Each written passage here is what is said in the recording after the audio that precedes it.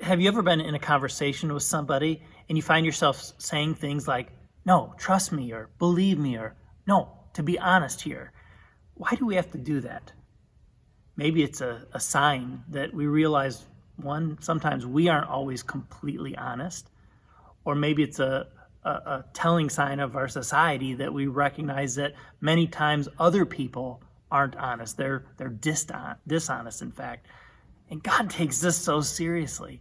In the book of Proverbs, chapter 11, verse 1, it says this: the Lord detests the use of dishonest scales, but he delights in accurate weights. Obviously, here he's talking about dishonest scales. In that day, everything was weighed, was measured when they were trading, whether it was grain, whatever it might have been. And man, to have scales that were right and true was so incredibly important, so people weren't taken advantage of. How does that look in our society today and for us? Well, dishonesty is still dishonesty. It may not be a particular scale, but it might be something that we say. It might be a way that we cut corners in a business transaction. Any way where we're not being completely forthright.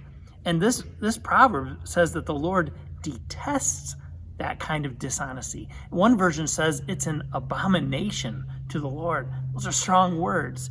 God is longing for us to live honest lives. He says he delights in accurate weights. And then just a couple verses down in verse 3, he repeats this almost, and he says, honesty guides good people, but dishonesty destroys treacherous people.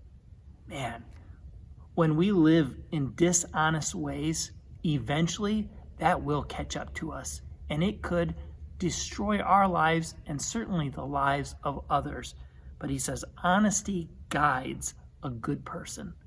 And let's let the truth of Jesus and his word infect our lives so that we live honestly with one another.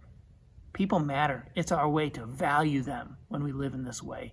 Thanks for being with us for a few minutes of chair time in God's word.